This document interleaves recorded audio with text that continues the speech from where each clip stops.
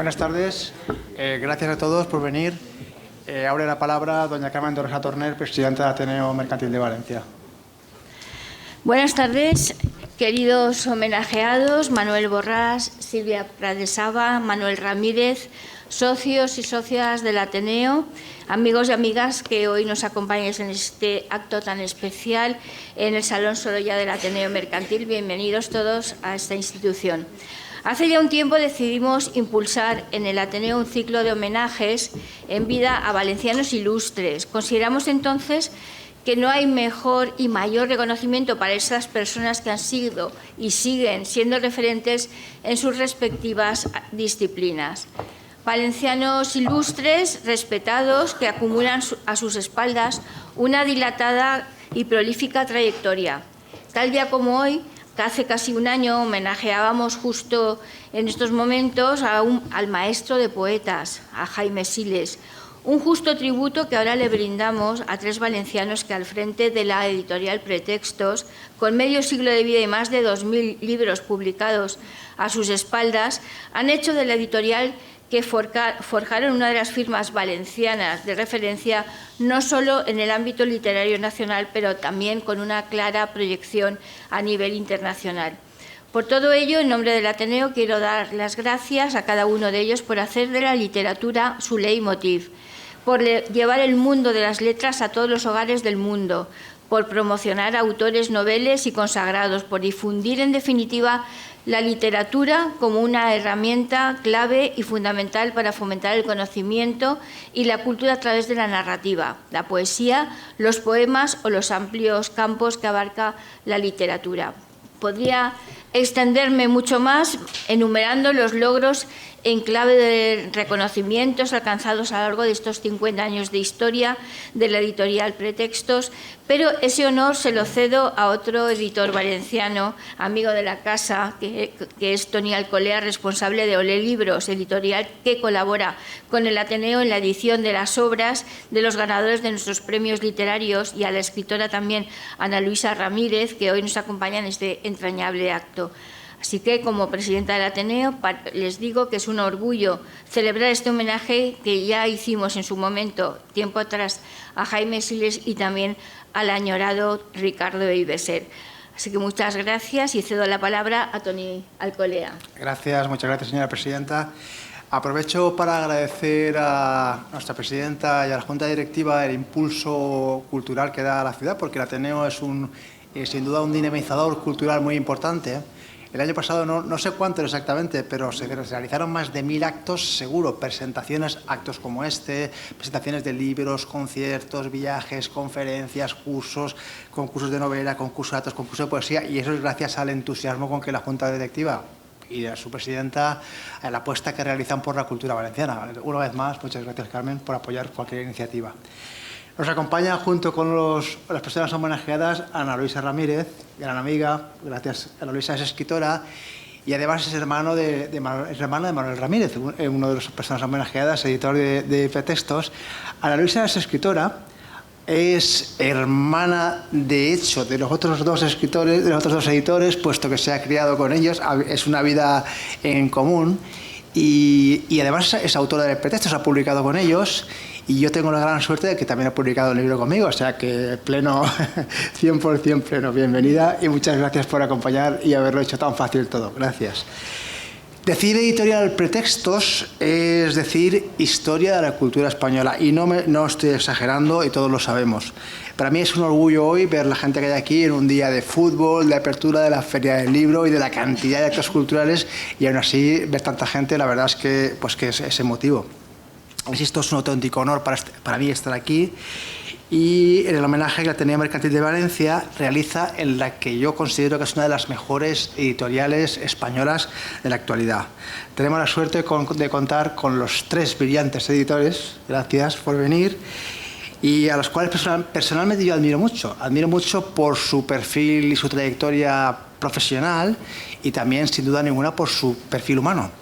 Me ha hecho especial ilusión, ha sido para mí muy ilusionante preparar este homenaje. No sé quién estaba más ilusionado, si ellos o yo, sinceramente. Ha habido momentos en los que me he puesto nervioso como si fuera yo el homenajeado, ¿no? porque la verdad es que me he estudiado mucho, bueno, me he leído muchas entrevistas, me he empollado la historia de pretextos, ¿no? Y realmente lo que han conseguido es fascinante. Han conseguido una editorial valenciana que empieza con 3 personas muy jovencitas y han conseguido grandes cosas y han conseguido traspasar fronteras y, bueno, posicionar una editorial prestigiosa y trasladar y hacerla internacional, a generar un respeto al otro lado del Atlántico y publicar autores de gran prestigio y que se le reconozca a nivel intelectual y los lectores de España y de Latinoamérica. Eso es mucho, ¿no? Para mí, a nivel cultural, son la editorial con mayúsculas. No han sucumbido a modas, no han apostado por hacer caja en momentos de que es fácil para un editor caer en eso, en coger y decir, me escojo este bestseller, sé que voy a vender mucho y sin embargo no voy a bajar un poco la calidad. Yo no lo sé, pero yo creo que ellos no lo han hecho, que ellos han apostado en todo momento por la calidad. Eso hay que tenerlo, es difícil hacer eso, bueno, y es un gran mérito siendo independientes, que eso a veces es muy difícil, no tener un respaldo de un grupo detrás, traspasar fronteras y, como he dicho, tener un reconocimiento no solamente en España, sino fuera. La editorial Pretextos nace en el 74. Yo no sé si la idea nació en el 72, ahora luego nos lo aclararán. Y son sus 3 socios fundadores, Manuel Borrás, Manuel Ramírez y Silvia Prat de Saba, los aquí presentes, los que desde entonces editan sin interrupción. Tiene mucho mérito, son casi 50 años, en nada tenemos 50 años de Pretextos. Y tienen una clara vocación de literatura y pensamiento internacional.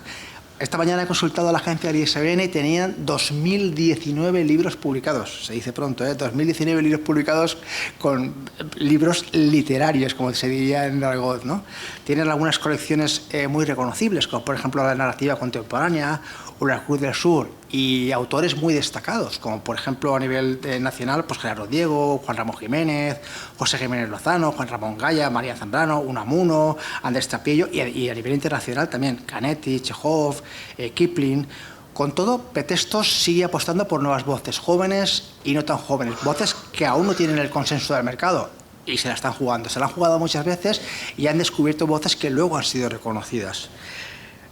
Por ello ha sido reconocido con galardones. Tiene el Premio Nacional a la Mejor Labor Editorial, la Medalla de Oro al Mérito de Bellas Artes del Ministerio de Educación, Cultura y Deporte, la Medalla al Mérito Cultural de la Generalitat Valenciana, y un premio que para mí es bastante importante es el Premio Liber, el de 2015, que a lo mejor para mí es especialmente importante porque se lo concede el gremio de editores.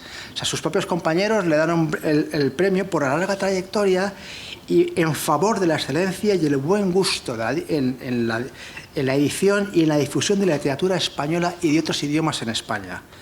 Y esto la verdad es que a mí me gustaría mucho recibir eso algún día, ¿no? O sea, a ver si desde mayor en algún momento yo soy Pretextos, no sé, me gustaría mucho. Pues nada, estamos aquí para conocer un poquito más a los creadores, para que las grandes personas no pasen desapercibidas detrás de una marca editorial, ¿no? Creo que es un homenaje obligado y lo que vamos a hacer es hacer un coloquio con ellos.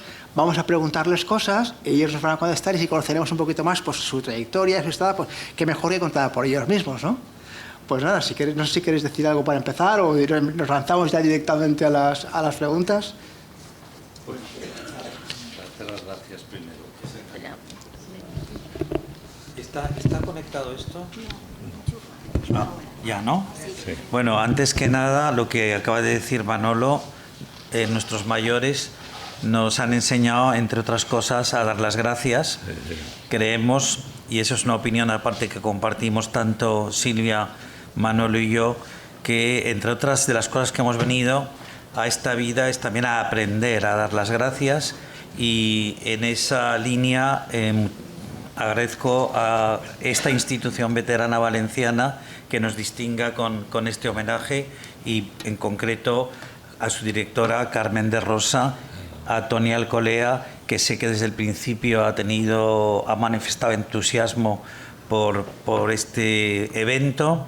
Y nada más, la entrada es el estar agradecidos y manifestarlo en público, por supuesto. Nos gusta también que nuestra ciudad se nos reconozca. Estupendo, pues la primera pregunta que vamos a hacer, el coloquio lo vamos a llevar entre Ana Luisa y yo, es ¿cómo surge la idea con 16 años de hacer una editorial? Que en aquella época, en vez de estar en un guateque, ¿cómo está a los 16 años por hacer una editorial?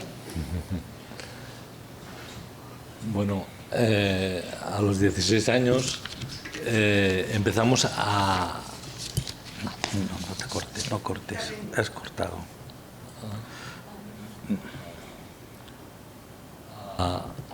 Empezamos a pergeñar el asunto de la editorial a los 16. Pero hasta 1976, o sea, dos o tres años después, no pudimos sacar el primer libro, que es el que salió en septiembre de ese año. Y bueno, empezó porque nosotros habíamos acabado el bachiller y estábamos empezando la universidad, y entonces en la universidad pues no nos convencía mucho tener que ser profesores luego y tal. Entonces decidimos hacer la editorial con la feliz coincidencia de que un amigo nuestro, que ya ha muerto, es Eduardo Orbás, nos propuso hacer una. Y entonces tuvimos varias reuniones con él y ahí pergeñamos un poco más lo que iba a ser. Y al final murió este amigo y entonces lo dejamos. Y tú hablaste con tu padre, ¿no? No. Bueno, sí, exactamente, no, responde exactamente a la verdad lo que acaba de comentar Manolo. Es decir, nosotros coincidimos felizmente, aunque el desenlace fue trágico porque este muchacho murió a una edad, bueno, una edad heroica, y este fue quizá el que nos inoculó lo que podríamos denominar el aguijón por la pasión de la edición, o sea, nos introdujo en lo que podía ser el mundo de la edición. De todos modos, yo creo que un editor de nuestra naturaleza, un editor literario, nace con el nacimiento del lector en él. Es decir, yo creo que tanto Silvia, Manolo como yo hemos acabado siendo fatalmente editores porque antes fuimos lectores. Yo siempre en todas las comparecencias públicas digo que antes que el editor debería haber siempre un lector. Y esa yo creo que fue el verdadero motor. Después esta coincidencia, este encuentro en la universidad, fue también definitivo pues para empezar a saber lo que era este mundo, a conocer este mundo. Entre los amigos reunidos hoy se encuentra un gran amigo y colaborador desde los momentos iniciales, Manolo Arranz, el escritor y traductor Manuel Arranz, y él puede dar fe de cómo fue eso. Además, a mí, en el origen de la historia, el comentario al que hacía alusión Manolo, que era mi conversación con mi padre, es verdad que cuando estábamos nosotros en segundo de comunes en la facultad, yo en concreto tuve una gran crisis en la que descreí de la universidad y pensé que a lo mejor no era el camino apropiado a seguir. Mi padre, con muy buen criterio, me dijo: ¿y por qué en vez de echar la toalla, no estableces una estrategia de supervivencia en paralelo que te matriculas esto libre y te permite ir pasando las asignaturas y a la vez comprendes, sobre todo con el consejo de que no me atribuyera ya un fracaso siendo tan joven. Cosa que me pareció un consejo sabísimo, y además lo remató con otra cosa. Me dijo, además, qué mejor homenaje a vuestro amigo muerto que honrarle siguiendo con aquello que se inició y se quedó en simple proyecto. A mí, francamente, esa frase de mi padre para mí fue muy iluminadora. Yo dije, creo que tenemos también como una especie de obligación, aquí como una especie de obligación, casi te diría como es que moral, de seguir a algo que verdaderamente nos había interesado. Y entonces, bueno, establecimos esa estrategia de supervivencia vital, es decir, yo acabé licenciándome, por supuesto, Manolo también, Silvia fue la única disidente al final, porque ya cuando empezamos, ella es la más joven, y entonces cuando empezamos la actividad profesional, pues ella todavía no había terminado sus estudios y decidió motu propio abandonar para incorporarse también al trabajo editorial. Pero esa es, en definitiva, grosso modo, los inicios. Es decir, la inoculación, ya os digo, del venenillo de la edición fue por vía de Eduardo Herbás, que conocimos además a través de Manuel Arranz, y después ya, pues esto, la andadura, que uno sin enterarse, pasan 50 años, ha hecho 2000 libros y parece que empezó antes de ayer. Pero de todas formas,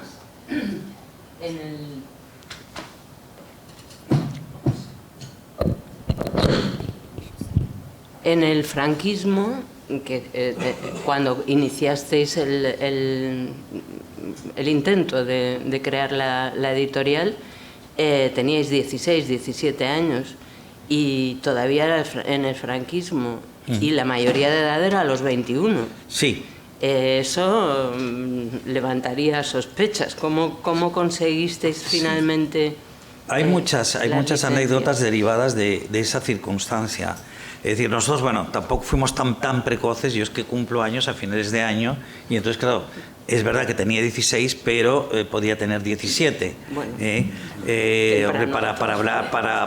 para hablar en rigor. No, pero es verdad que yo tuve, porque era de parte de la persona física, fui el que di la cara oficialmente, yo tuve una investigación policial porque no concebían, y eso además yo me enteré a través de un amigo de mi padre que fue gobernador civil, un gobernador civil reformista en el periodo de transición en Valencia, y cuando vio, por lo que se ve, el dossier nuestro sobre la mesa de su despacho, y como casi mi padre y yo éramos homónimos, Manuel Borrás, yo Arana, él dijo, bueno, pues debe ser igual, hijo de mi amigo Manuel Borrás. Y entonces yo, eso nunca lo supe por mi padre. Este señor llamó, lo supe por mi madre, por confesión de mi madre. Este señor llamó a casa y entonces dijo, se disculpó diciendo que podían habernos evitado todo ese proceso si mi padre se hubiera manifestado. Mi padre, que era un hombre de derechas, liberal, y lo subrayo porque parece que, claro, el mundo de la cultura se mueve simplemente en un ámbito muy reducido y muy determinado. Le dijo a su amigo, gobernador civil en Valencia, le dijo, mira, si vosotros sois así, que consideráis que unos muchachos que simplemente lo que tienen es la pasión por la letra impresa y tal, ellos tienen que pasar por el curso normal como pasa cualquier ciudadano y ciudadana española. Y no, yo creo que ha sido incluso un buen aprendizaje. Y realmente fue un buen aprendizaje. Yo tuve, de hecho, me acuerdo, en mi casa familiar, un día que estaba preparándome para irme a la facultad para un examen, y eso lo sabe tanto Manolo Arranz, como Silvia y como Manolo, me llaman, la chica me llama a la puerta, estaba yo duchando, y me dice, está aquí, Manolo, que está aquí la policía. Y yo creía que era broma. Yo seguí duchándome tranquilamente, y hasta que mi madre, ya un poco alterada, me dijo, oye, Manolo, que está aquí la policía, sal por favor. Mi padre en aquel momento estaba llevando un tratamiento en Alemania, estaba ausente, y yo recuerdo que cuando salí ya precipitadamente de la ducha, a ver qué es lo que pasaba, me encontré a mi madre en uno de los salones de la casa, diciéndole a los policías, porque había 2 policías allí, que pertenecían a la brigada político-social, y le estaba diciendo, mire, mi hijo, su padre no está en la casa, mi hijo no va a salir de esta casa. Ustedes no lo van a llevar, yo les preparo un buen desayuno, los 3, ustedes se sientan aquí, le hacen interrogatorio aquí en la casa, y mi madre, la verdad, me acabo de encontrar a un antiguo amigo suyo y puede ratificar también, cosa que me da mucha alegría, que un amigo de mi madre está también hoy presente. Era, como buena vasca, era una mujer de ideas firmes y sobre todo, como ves, tenía un poder de seducción enorme, porque consiguió que 2 señores de la brigada político-social, de la temidísima brigada político-social, me interrogasen en la casa. Y desayunaran. Y desayunaran tan a gusto, y aparte acabaron tan amigos de mi madre como casi de mí, ¿no? Pero, y os recuento esta anécdota porque me llamó muchísimo la atención que una de las preguntas que me realizaron fue la siguiente. Después de preguntarme, ¿comprendes esto? Bueno, por cuestiones de índole histórico incluso, sin mucha precisión por parte de ellos, por cierto, de pronto me suelta, me dice, usted debe ser comunista. Y yo digo, pues mire, no he tenido esa veleidad nunca. Y dice, pues entonces fascista.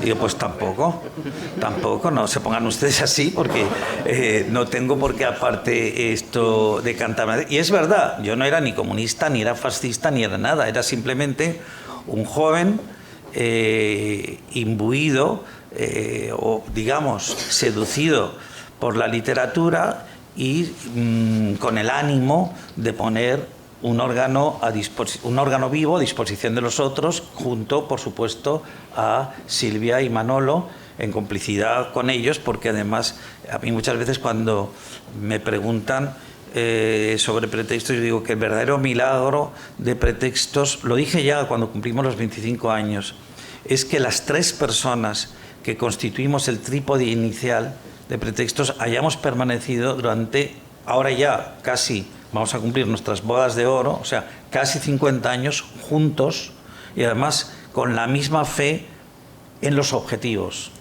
Yo creo que eso verdaderamente para mí es lo más milagroso en una sociedad como la nuestra, ¿no? Sí, eso realmente es una bendición, tener un equipo tan sólido. El nombre de Pretextos, ¿cómo surgió? Yo lo he leído y me parece muy interesante cómo surgió el nombre.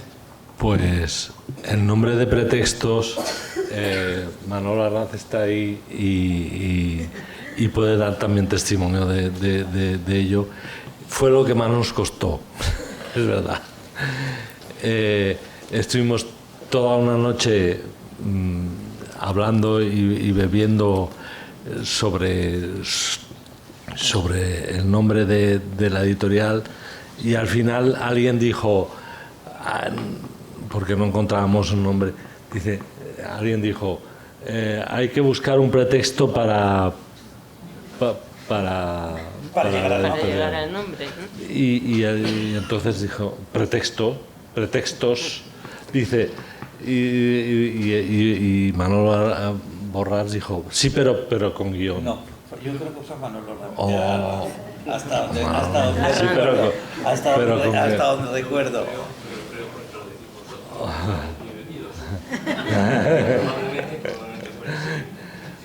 Y si no fue así, pues... Bueno. Es así. La verdad que una botella de whisky ayudó, Sí. Me acuerdo perfectamente. Sí. Para añadir un guión.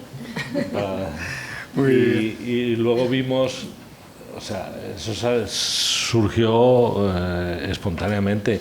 Luego descubrimos que André Gide, por ejemplo, tiene un libro que se llama Pretexto o Pretextos, ¿no? Valéry.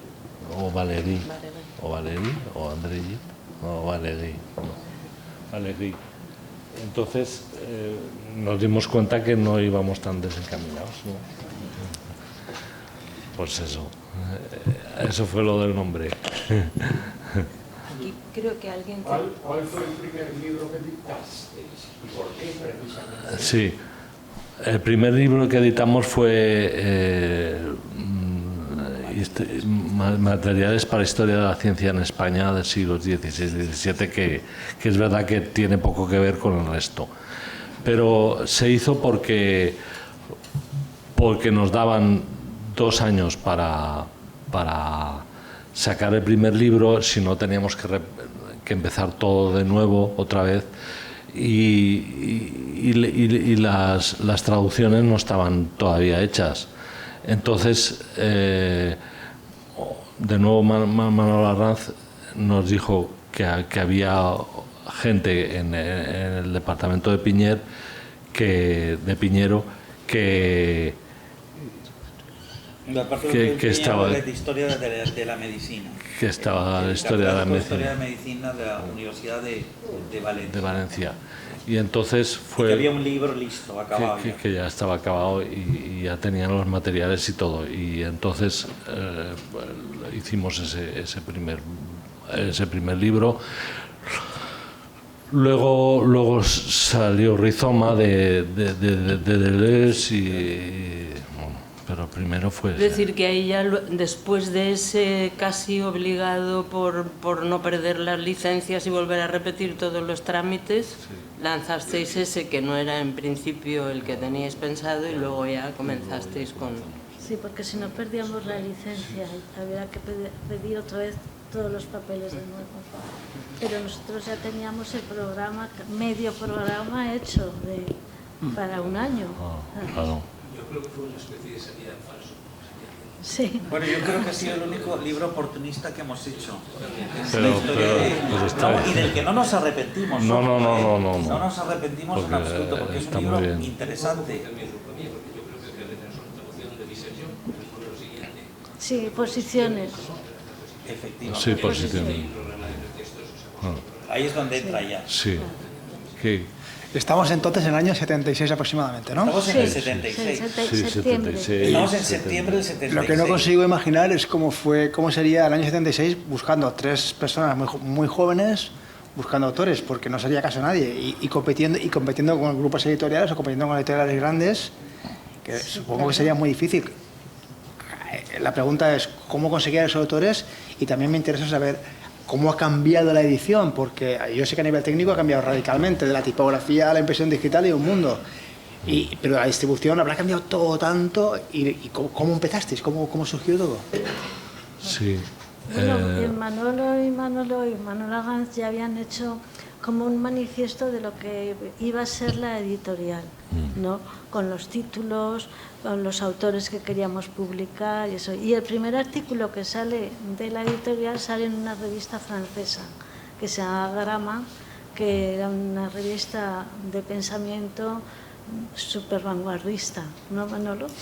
Sí. Y también la primera persona que escribe sobre la editorial, que aún no habíamos publicado nada, fue Juan Manuel Bonet en El País. Juan Manuel Bonet de 20 años, sí, 18 años. Entonces, porque claro, al no conocernos nadie, ni sabían ni qué empresa éramos, ni nada, es muy difícil que te den unos derechos, ¿no? Comprar... porque es muy arriesgado, no saben si vas a cerrar al año, si vas a... muy complicado el negocio este. ¿Y después cuando empezaste la política de traducciones, porque no os daban libros o no tenía nada que ver? No, nosotros, el grupo tenía muy claro, empezamos por filosofía y teníamos muy claro el tema... O sea, los libros que queríamos sacar. Nos pusimos en contacto pues con las distintas editoriales francesas, ¿no? Bueno, Silvia tiene razón en eso, pero desde aquí hay que agradecer también a las editoriales francesas que confiaron en nosotros siendo tan jóvenes y nos dieron crédito y lo que pedimos. Tardó un poco, o sea, la idea era dar a conocer una serie de traducciones y al mismo tiempo sacar el pensamiento republicano que había habido y que estaba a medias, ¿no? Y eso nos costó un poco más, porque no conocíamos a nadie y luego porque muy prudentemente pensaron que éramos unos bisoños en la edición y entonces no nos dieron crédito a ellos. Hasta más tarde, que gracias a Manolo Borràs, que llevaba una correspondencia con Juan Larrea desde hacía años, y María Zambrano, pero sobre todo Juan Larrea fue el primero que rompió una lanza a favor nuestro. Si me permites, Manolo, sí. Es que yo creo que en el ADN de la editorial inicialmente había 3 ideas. Una de ellas era América, dado nuestro carácter americanista. Yo desde que descubro, siendo muy joven, en la biblioteca familiar a Rubén Darío, siento como lo que diría don Juan Larrea, ¿no? Como la llamada americana.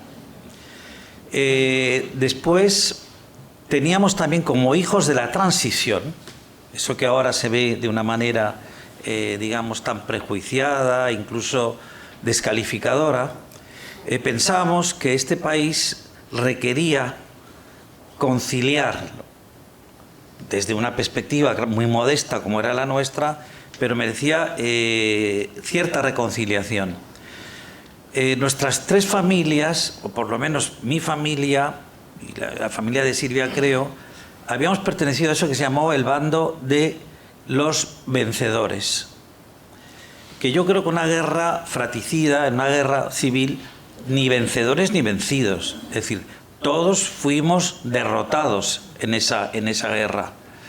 Y desde luego lo que había que hacer, por lo menos en nuestra intención, era recuperar parte de esa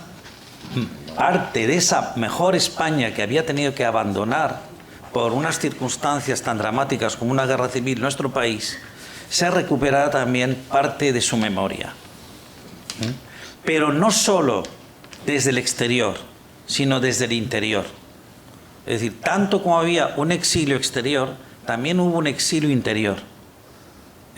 Y también hubo, que eso daría para una charla mayor, incluso bastante cainismo intelectual en España. Yo creo que nuestra generación, en la que, por ejemplo, acabamos de mencionar a Juan Manuel Bonet, o tú has mencionado entre nuestros autores cercanos a Andrés Trapiello, creo que ha sido una generación que hemos querido reconciliar eso, que hemos querido poner un punto y aparte a eso, a ese terrible drama que se vivió. Y yo creo que en la medida, nuestra modesta medida, nosotros hemos conseguido en cierto modo eso. Como conseguimos también cuando se nos dio el premio de la FIL de Guadalajara, que es para nosotros, como salvando las distancias, el pequeño Nobel, porque es un jurado internacional de editores donde puede estar desde Gallimard hasta Feltrinelli, te distinguen como el mejor editor del año en ese año, ¿no? Ellos dijeron que pretextos, desde su carácter excéntrico, a mí me gusta muy poco comprender cuando hablan de nosotros, de los valencianos o de los gallegos o de los andaluces, como los periféricos. A mí eso me parece que es un invento, es un constructo de Madrid y de Barcelona, que quieren siempre, como diferirnos, comprendes, al extrarradio. Nosotros lo que sí hemos sido ha sido unos excéntricos. Es decir, no hemos editado desde los 2 centros tradicionales de la edición en nuestra lengua, que son Madrid y Barcelona, a los que les debemos tantísimo, por supuesto, pero también hemos demostrado que se pueden hacer cosas distintas desde la excentricidad. Y también que eso podía contribuir a apaciguar también las aguas, en cierto sentido, ¿no?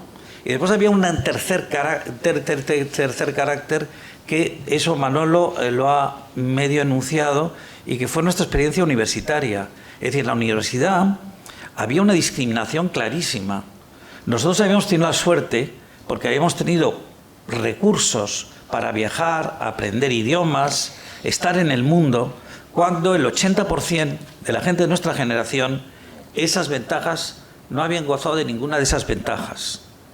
Y a mí, eso lo hemos hablado muchas veces con Manolo, se me abrían las carnes cuando, por ejemplo, en una bibliografía se daban libros no traducidos y, además, bueno, y en algunos casos tan mal traducidos, y permitiendo decirlo, es que aquello era ilegible, hijo de flauta, utilizando también un nombre de una revista de don Juan Larrea.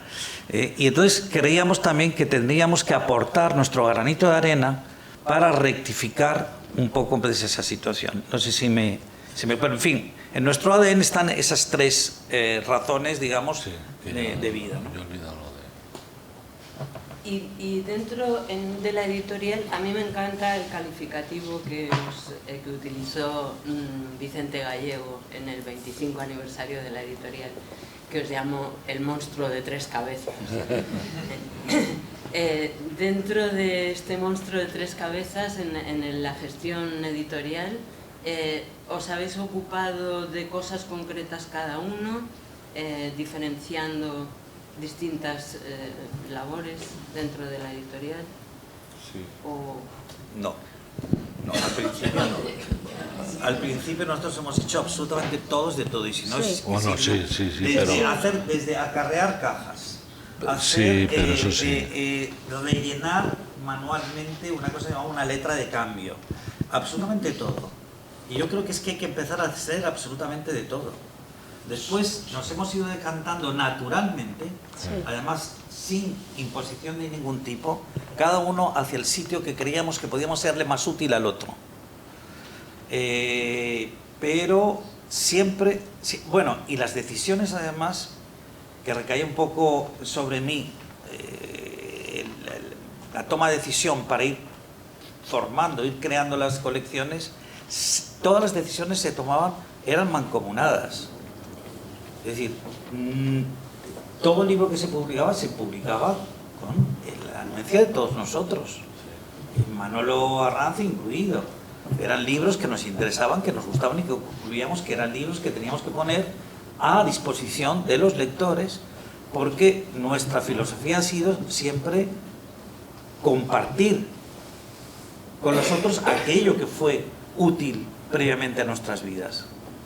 Después los otros podrán compartir esa opinión o no, pero en fin, eso fue en principio también lo que nos movió. Y luego si os fuisteis especializando cada uno más, centrando más en un tipo de trabajo. Sí, Manolo se dedicó, como hasta ahora, a las relaciones públicas y a la edición literaria. Silvia escogió la administración y yo la producción de libros.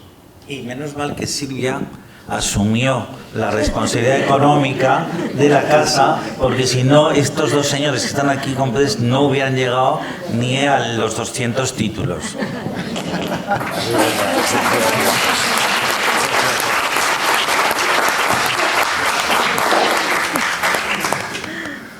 Bueno, muy bien, Silvia. Los secretos de la selección de las obras, porque os llegarán, sobre todo ahora os llegarán decenas, cientos, no sé cuántas os llegarán. ¿Cómo las seleccionáis? ¿Las buscáis? ¿Os llegan? ¿Cuál es el proceso? Porque habéis descubierto, la verdad es que habéis descubierto grandes obras y grandes autores. Bueno, mi opinión es que un editor literario, entre los que me gustaría contarme, tiene que ser invisible. Debe ser invisible, pero debe estar. Y creo que además la obligación del editor literario también es ver el libro incluso antes de que esté el libro. Es decir, esto parece en sí mismo como una especie de sinsentido, pero tiene su razón de ser. Es decir, yo creo que por ejemplo, nosotros hemos tenido la suerte de encontrarnos libros, pero a la vez también contribuir desde nuestros conocimientos a que los libros a veces también acabaran por concluirse felizmente. Y esto también lleva su tiempo y requiere mucha vocación, porque para eso tienes que establecer también relaciones o interlocuciones con gente a la que sí que le has reconocido talento, pero quizá no hayan llegado a cuajar el libro.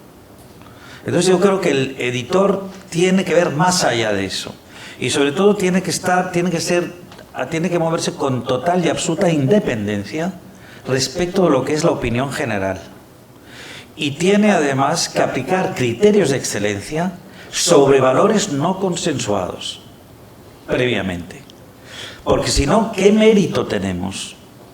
Es decir, yo por ejemplo, a mí hacer una buena edición de Shakespeare, por poneros un caso, me llena de satisfacción, pero si realmente hay algo que me gusta, que me fascina, es por ejemplo encontrarme, como me he encontrado, en la parte andina norte de América, a una muchacha en una ocasión que me presentó, comprendes, unos cuentos y que me parecieron unos cuentos maravillosamente escritos.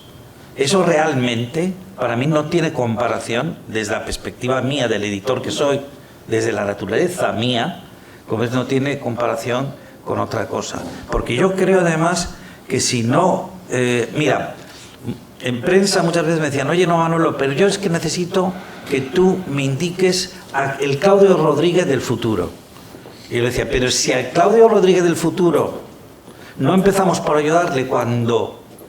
Bueno, en el caso de Claudio, aparte que fue especialmente precoz, fue un poeta especialmente precoz, yo creo que su gran obra está hecha incluso en la primera etapa, nunca dejó de ser el poeta que fue.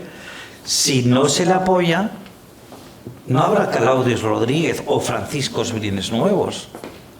Y por fortuna, en nuestra tradición literaria, yo creo, vamos, desde lo que a mí me ha tocado, me ha correspondido, yo creo que hay una tradición muy buena. Yo creo que en nuestra lengua se están escribiendo grandes obras. Lo que pasa es que parece ser que siempre necesitamos la perspectiva del tiempo para poder sancionar una cosa. Pero yo creo que verdaderamente la labor, aparte de la recuperación, que supuso, por ejemplo, para nosotros ya en ese primer momento la REA, o ha sido...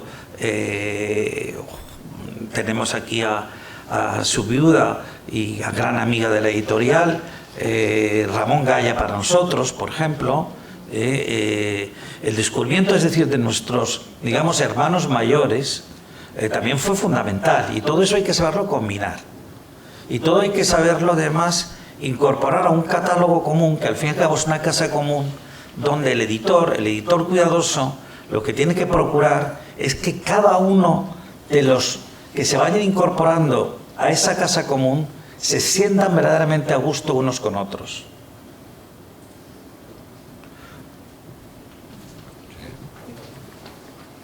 Y... No sé si contesto. Sí, yo creo que sí. Sí. Era lo que preguntabas, ¿no?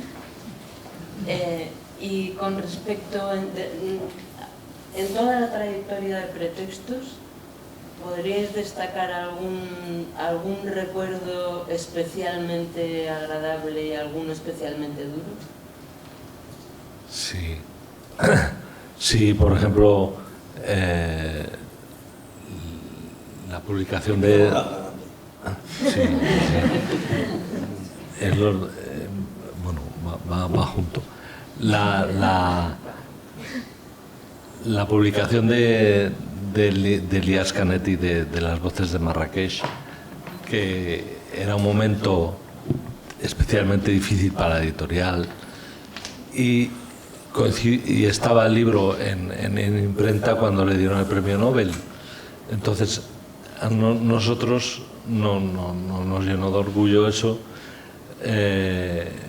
porque de verdad que estábamos a punto de tirar la toalla en aquel momento.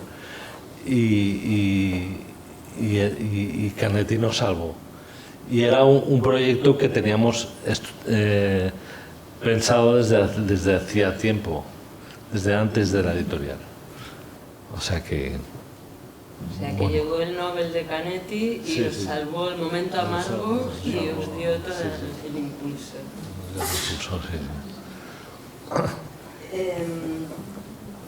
¿Hispanoamérica? Vale. Yo sigo.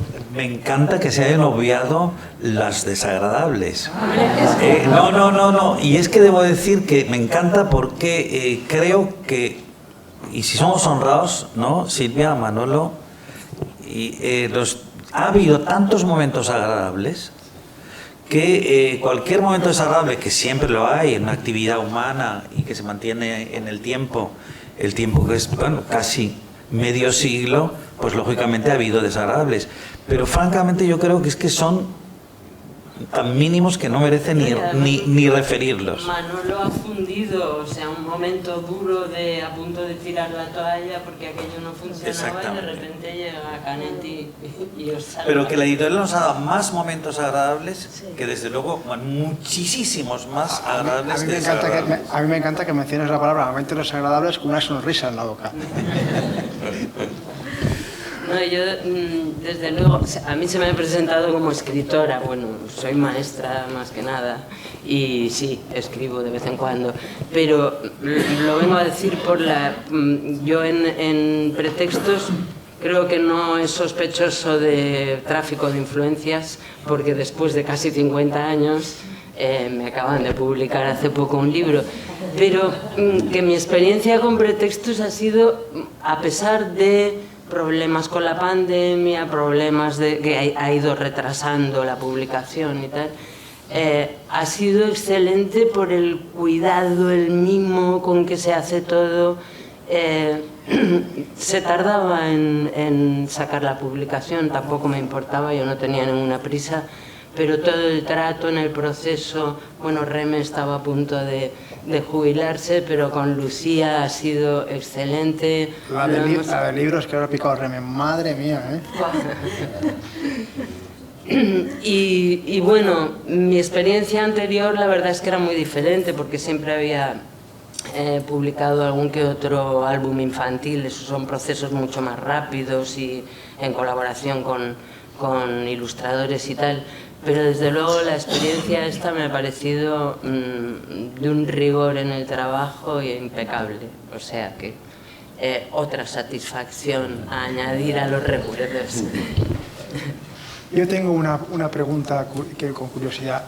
Cuando fuisteis a Latinoamérica, el primer viaje, la pregunta es, primera parte, ¿con cuántos libros fuisteis? ¿A qué país fuisteis? ¿Y cómo fuisteis? O sea, ¿una maleta? ¿Cuántos libros? ¿Cómo fue ese inicio? ¿Cómo fue ese primer viaje exportador? No íbamos con libros, volvíamos con libros. Exactamente lo que dice Silvia. Bueno, no, pero estaban ya nuestros libros, Tony. Si te refieres a eso, nuestros libros, nosotros tuvimos la grandísima satisfacción del primer país latinoamericano, bueno, primero no, pero el primer país hispanoparlante latinoamericano que pisamos fue Argentina. Y para nuestra sorpresa nos vimos ya en escaparates libros de pretextos. Y lo que pasa es que nos escandalizó. Tenemos aquí también a una muy buena amiga y autora de la Casa Argentina, porque uno de los libros costaba casi el salario medio interprofesional. Y eso nos produjo verdaderamente como una convulsión, ¿no? Dijimos, bueno, ¿cómo puede llegar esto? Pues ahora será peor. Ahora, sí, en algunos casos incluso peor. Pero fíjate que el flujo de intercambio no se ha parado. Es decir, hemos tenido muchísimos obstáculos, pero hay un interés, y aparte yo creo que hay un interés recíproco entre las dos orillas. Sí, pero eso es un gran logro. Realmente conseguir que tus libros estén allí, que Pretextos en Latinoamérica sea importante y que haya interés por tus libros. La pregunta es ¿cómo lo hiciste? ¿Cómo conseguiste? Es por copiaros más que nada, no te creas. No, ¿cómo lo conseguimos? Lo conseguimos a través de nuestras distribuidoras.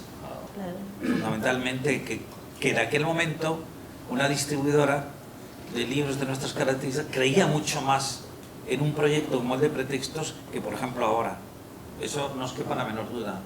Esa es el gran... O sea, tú tienes ahora unos retos, comprendes... O sea, tú lo tienes más difícil, Toni. No, eso está claro. Y lo estarás viviendo, y lo estarás viendo en carne propia. Antes había una sensibilidad más proactiva, más de colaboración, de identificación. Yo, por ejemplo, una cosa que a mí me llama soberanamente la atención, hoy en América todavía puedo hacerlo. Hablar, por ejemplo, con un comercial que ha leído el libro. Y dices, oh, qué suerte, este señor ha leído el libro. O como comentaste hace poco en una ocasión, entrar en librerías y que el librero diga, oh, don Manuel Borrás. Sí, eso también ha ocurrido. Porque conoce también ha ocurrido porque conoce nuestra obra, ¿no? Pero a mí, por ejemplo, lo que más pena me da es que hoy, por ejemplo, hasta un director de las páginas culturales de un periódico nacional, si quieres explicarle quién es Sloterdijk, ¿cómo lo hace si no sabe ni quién es Heidegger? ¿Pero tú crees que es más conocido en Argentina, en Latinoamérica en general, Pretextos que en España? No, bueno, no sé. Tenemos prestigio, desde luego, en Argentina, pero yo creo que también los españoles nos quieren un poquito. No tanto como nos gustaría que nos quisieran, pero yo creo que sí, yo creo que somos una editorial reconocida aquí también, claro. Y ha habido una evolución. Hasta el año 80 publicábamos el doble de libros que ahora. Y muchos eran consumidos por Hispanoamérica. Sobre todo, al principio, el ensayo. El ensayo era lo que más. Luego ya pasó a todo el catálogo, pero al principio se editaba mucho más.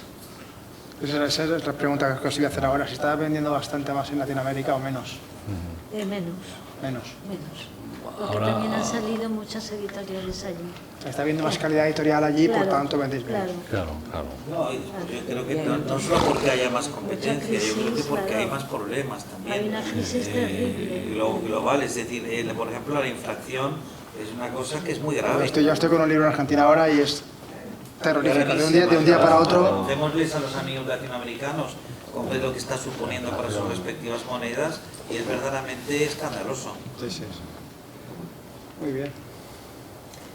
Y antes habéis nombrado a Ramón Gaya, pero nos consta que tanto en España como en Hispanoamérica ha habido determinadas figuras vinculadas a la editorial que han supuesto un hito en Pretextos, ¿no? Ramón es uno.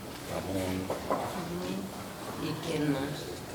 José Antonio Muñoz Rojas, Luis Piñer, Medida. ¿No se oye? Sí. José Antonio Muñoz Rojas, Luis Piñer, han sido como figuras claves, ¿no? Y sobre todo Ramón Gaya, claro, dentro de nuestra vida y de nuestro trabajo. Y en Hispanoamérica, bueno, Darío Jaramillo, José Watanabe, Rafael Cadenas, actual premio Cervantes, y tantos otros, ¿no? Y tantos otros, sí. Eugenia Montejo, poetas muy importantes allí. Y Yo os quería preguntar también, porque me parece importante es decir, yo me he pasado la vida entre niños, jóvenes y libros. Y además soy hermana de Manolo, con lo cual mucha relación con pretextos. Y siempre me ha llamado la atención también cierta intención pedagógica de pretextos y mucho respeto por la infancia y la juventud. De hecho, el descubrir a autores noveles que luego han saltado a la palestra en el mundo literario, ¿no? Y en ocasiones, en proyectos que he hecho con niños, he pedido puntualmente en determinados momentos colaboraciones con ellos y siempre han estado encantados, han venido conmigo a algún colegio a encontrarse con niños, o aquel otro proyecto en el que me pasasteis toda una serie de contactos con lo de las cartas de con una L entre paréntesis, gentes del mundo, y organizándonos con niños. Estábamos haciendo un proyecto que partía de Alicia, entonces los niños les preguntaban a todas estas personas, por grupitos en distintas cartas, les preguntaban por qué agujeros se habían caído a esos mundos: escritores, pintores, poetas, bailarines, había actrices, actores, e incluso azafatas. Y curiosamente todos, y la inmensa mayoría, autores o personas muy relacionadas con pretextos, todos respondieron con una seriedad y un interés brutal, pero a veces unas cartas larguísimas, como la de Antonio Cabrera, que nos mandaba además todos sus conocimientos sobre ornitología, poesía, además, o la maravillosa carta que se publicó hace poco, de Enrique de Rivas, ¿no? Que sobrino de Azaña, que les contaba a los niños cómo salieron de España y el encuentro con los nazis, y con dibujitos, cómo buscaban caballitos de mar en la playa y tal. Cartas entrañables, maravillosas, que se creó toda una colección con estas cartas. Y ellos siempre han estado mucho del lado de la infancia, de la juventud, incluso conmigo misma, porque cuando ellos empezaron con la editorial yo tenía 12, 13 años. Y de ahí descubrí también muchísima literatura y otras culturas con ellos. Pero esa intención pedagógica de la editorial... Sí, desde el principio. Nosotros hemos pensado además que editar es una de las formas posibles de hacer pedagogía. Y además nosotros creemos, como lo creían los antiguos griegos, es decir, no es una cosa que nos hayamos inventado los pretextos, que el pedagogo además debería ser seductor, debería poder ser seductor. Es decir, en la antigua Grecia, el pedagogo es el que podía seducir al otro para crear un estado de perplejidad tal y poder incorporarle un conocimiento. Yo creo que eso, por desgracia, se ha perdido. Y se ha perdido por una serie de prejuicios, de falsos prejuicios. Y, por desgracia, lamento que las instituciones hayan colaborado en esa especie como de disolución de lo que debería ser un verdadero maestro, desde la perspectiva que nosotros lo entendemos.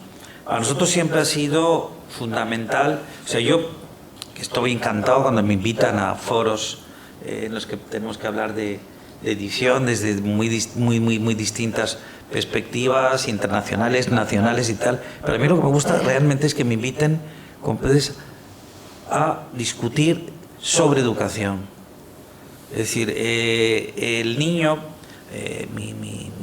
mi queridísimo amigo y maestro Ramón Gaya decía una cosa que yo creo que tiene totalmente razón. Ramón decía, el niño es sagrado, claro, por el niño que es, pero sobre todo por el hombre o la mujer que va a ser. Y yo creo que eso verdaderamente también nos hemos desnortado ahí. Es Es decir, a mí me parece terrible, terrible, francamente, y siento decirlo porque me gusta siempre ser una persona positiva, que la educación esté en manos y en zozobra constante depende el capricho o la ocurrencia de los distintos gobiernos que se suceden. La educación es algo mucho más serio, como la cultura. Es decir, aquí somos muchos los que estamos en cultura, pero yo me estoy dando cuenta, y a medida que me hago mayor y que me voy adquiriendo quizá mayores conocimientos, que aquí la cultura se la toman demasiado jueguecito. Es decir, la cultura no es un juego, la cultura es algo mucho más serio. Y no tiene que estar esto al dictado de las modas, de las circunstancias, de las coyunturas, y la educación, no digamos. O sea, yo creo que la responsabilidad que tiene un maestro es enorme, y esta sociedad tendríamos que exigirnos el que los maestros tuvieran la mayor de las formaciones posibles. Pero desgraciadamente creo que la corriente es al contrario. Sí. Y es curioso, no es cuestión de ponerse pesimista, pero lo estabas diciendo a Toni, las cosas han cambiado mucho para los nuevos editores, también en educación están cambiando mucho y no para bien. Sí, pero mira, por ejemplo, esta mañana, por enésima vez, y a cosa que me ha encantado, que se inauguraba la Feria del Libro. A nosotros siempre nos dicen, vosotros seguro que vuestros lectores son gente de vuestra generación, gente mayor, y claro que tenemos lectores entre la gente de nuestra generación, por fortuna, pero si tú te acercas, por ejemplo, a la Feria del Libro del Retiro en Madrid, que para nosotros es un referente, el porcentaje de jóvenes que se acerca es altísimo, altísimo.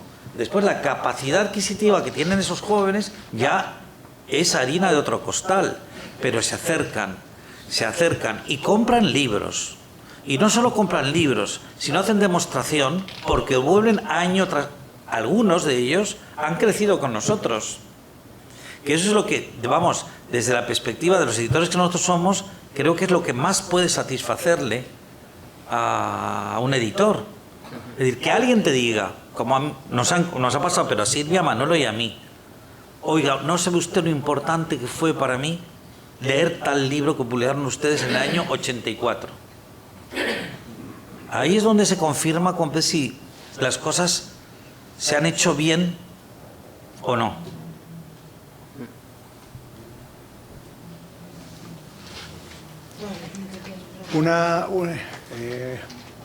Yo veo la actividad que lleváis y es frenética.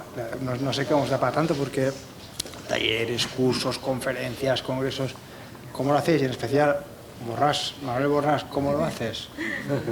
Está en México. Está en México, le llaman. No, es que está en Madrid, es que está en un congreso, es que está... No, pues llega mañana, pero mañana se va a México. Sí, ¿cómo se lleva esa vida tan frenética? Con una sonrisa siempre en la boca.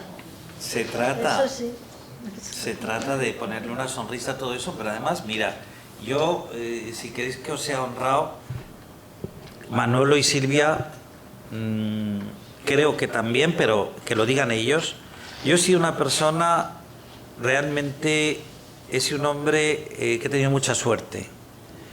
Primero, por encontrarme a Silvia y a Manolo en mi camino. Eso, una bendición. Porque sin ellos no hubiera podido hacer absolutamente nada de lo que... O sea, no hubiera podido realizar ninguno de los sueños que compartíamos. Eso os lo digo con toda franqueza. Eso primero. Después, hemos sido unas personas que hemos contado con los recursos para hacer aquello que nos gustaba hacer.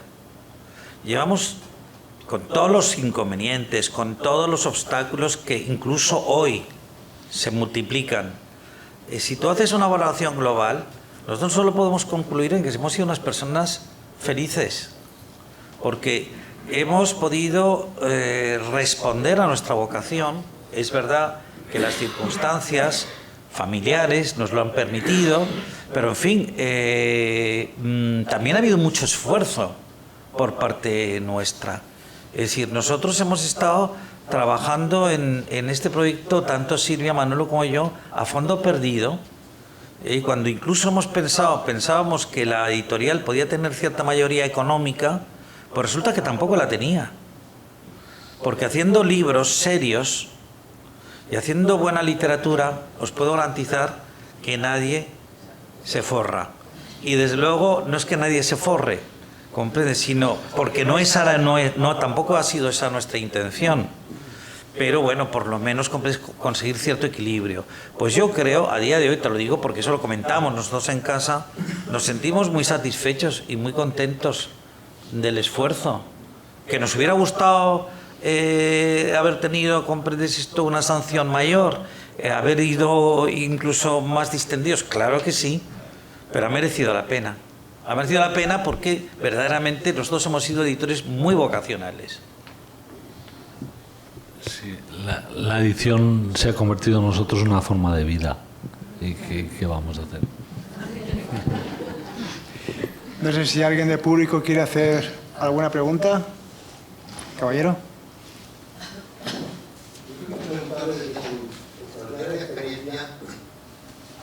¿Qué diferencia podrían relatarnos de la escritura de cuando empezaron a la actualidad y sobre todo en los escritores?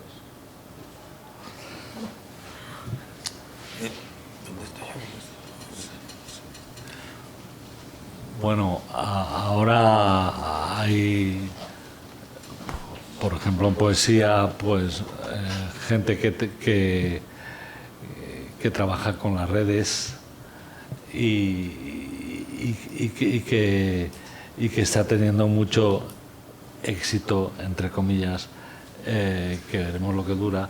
Esto haciendo lo que hace, ¿no? Y que van directamente a sacar dinero o el dinero lo que les mueve con la cantidad que tienen de likes o de y en eso ha cambiado bastante. Luego lo otro, no sé. Yo creo sustantivamente que el lector no cambia. Es decir, siempre ha habido buenos lectores y malos lectores. Y siempre ha habido lectura de calidad y lectura, por ejemplo, hoy, la estadística, que se ha impuesto casi como una especie como de indiscutible. Yo creo, honradamente, que estamos viviendo un momento perverso en el que la sociología precede a la verdad y eso es fatal. Y de ahí la preponderancia de la estadística. Sí, se lee más, por ejemplo, en España se lee más. Lo que pasa es que tendríamos que empezar a pensar si la calidad de esa lectura es mayor o menor. Es decir, parece que siempre importe lo cuantitativo. Es lo mismo que si me permites, llenar museos. Llenar museos con ese criterio falsamente democrático para aburrir a la gente me parece un disparate. Por supuesto que los museos deben de estar abiertos absolutamente para todo ciudadano que quiera asomarse a ellos, porque son patrimonio de ellos, además. Pero a mí me parece increíble, por ejemplo, yo cuando entro a un museo, ver que se está hablando de todo, de gastronomía, de tasaciones, salvo observar o admirar los cuadros. Y está imposibilitando que ese, digamos, observador o lector gustoso llegue a lo que tiene que llegar. Ese es el gran problema. O sea, yo lo que veo que además que hay como una especie de rumor global que nos está distrayendo constantemente y está tratando de apartar nuestra mirada de aquello que verdaderamente es esencial. Por ejemplo, volviendo a Ramón Gaya, yo siempre digo que en Manuel Borràs hubo un antes y un después de conocer a Ramón Gaya. Ramón Gaya me ayudó, entre otras muchas cosas, a ver eso. Es decir, a saber identificar la sutilidad de las cosas, la sutileza, perdón, de las cosas. Y yo creo que el lector de verdad no cambia. Hay lectores extraordinarios. Yo he tenido lectores, o sea, puedo dar fe de lectores extraordinarios de la edad de mis mayores, como puedo dar fe de lectores muy jóvenes. Aquí tengo yo a un colaborador nuestro joven, bien joven, que es un lector estupendo. Y tengo otra de mi mano derecha en la editorial que es una lectora estupenda. Y además, ayer se lo decía, hay un acto público. Lucía Heredia, que es mi editora de mesa, para mí, por ejemplo, tú no sabes lo que me consuela cuando yo decido publicar un libro y ella está haciendo está editándolo, que me llame y me diga: Manolo, qué libro más bonito estoy leyendo. Eso ya me saca completamente de una soledad y comparte. Empiezo a saber que alguien comparte conmigo, aparte de Manolo y Silvia, evidentemente comparte eso. Pero yo creo que el lector aparte, y por fortuna, por eso el libro nos sobrevivirá, como nos sobrevivirá, espero comprendes esto, la bondad, y como nos sobrevivirán otro tipo de virtudes, porque están más allá de nosotros. Además, hay una cosa que es fundamental, y que yo no me canso de decir de un tiempo a esta parte. El gran problema de la educación, Ana, es que se nos quiere formar en ser los mejores. Lo que quiere es que seamos los mejores, no que seamos mejores. Ese es el gran error.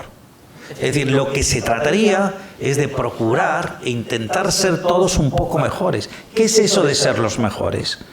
El inducirnos por ese camino es el crear un 90% de frustrados y frustradas. Efectivamente.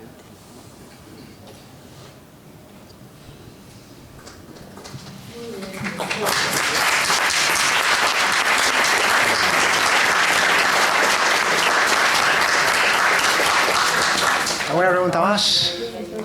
Allá al fondo. Hola, buenas tardes.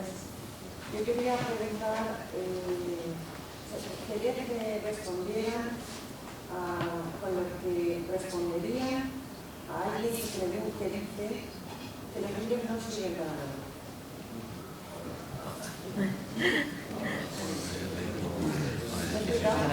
Sí, te has explicado perfectamente. Yo le diría que a lo mejor se da la circunstancia es que el libro o los libros a esa persona en concreto no le sirven para nada. Y yo, lo siento, lo sentiría mucho, porque a mí me han servido para mucho. En contra, por ejemplo, la opinión generalizada, como tú sabes, comprendes que siempre se suele ligar en nuestra sociedad la lectura a abstraerte del tiempo, cuando la lectura es todo lo contrario. La lectura, para mí, es incorporarte al mundo, incorporarte a la vida. Y si no hay incorporación a la vida, fundamentalmente, la lectura, pues, lógicamente, puede haber individuos a los que no les sea de ninguna utilidad. Yo, la verdad, lo siento por ellos, porque creo que se pierden un acceso al conocimiento, un acceso a la vida, fundamentalmente, porque lo que no os quepa la menor duda es que las obras nos hablan desde sitios muy distintos. O sea, si nosotros tenemos la capacidad de leer hoy a Homero como un contemporáneo, es porque seguramente Homero no está hablando de lo mismo que siente y sintió del mismo modo que estamos sintiendo nosotros ahora. Es decir, esa es la gran diferencia entre lo clásico y no lo clásico. Yo siempre digo que los clásicos son aquellos que hablándonos de sí mismos, están hablando un poco de todos nosotros. Entonces, bueno, es una pena que realmente que esa persona se pierda la lectura. A ver, Daniel. ¿Quieres tú? Sí, que yo creo que la lectura sirve y no sirve para nada, pero es necesaria.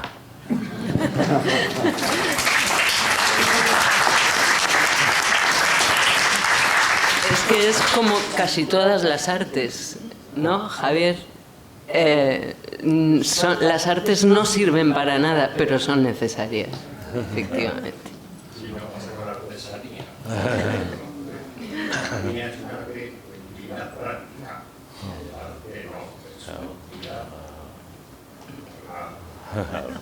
No, y en literatura también hay literatura que viene simplemente y muy bien Pero hay literatura también, como es que no solo está para entretener, entreteniendo.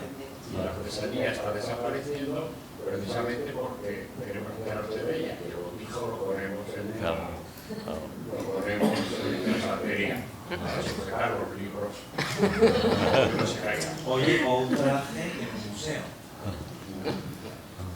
Sí, lo que yo quería añadir es que yo creo que la pregunta es muy buena, la que me hacía, porque yo pienso, Colín, leer es más difícil que ver televisión, pero se te pregunta ¿por qué lees?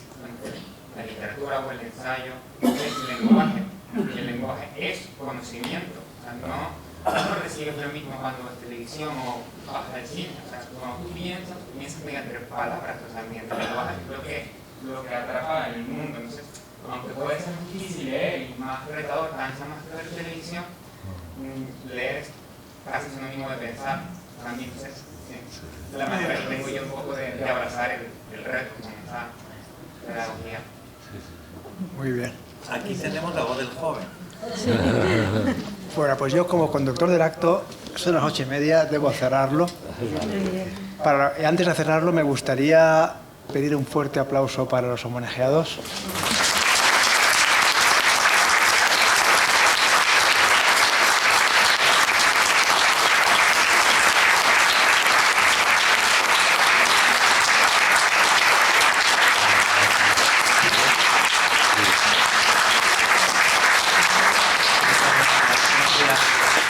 Darle las gracias a todos ustedes por venir y una vez más al Ateneo Mercantil de Valencia por impulsar estos actos y todo lo que hace, que es mucho. Gracias. Muchas gracias. Muchísimas gracias.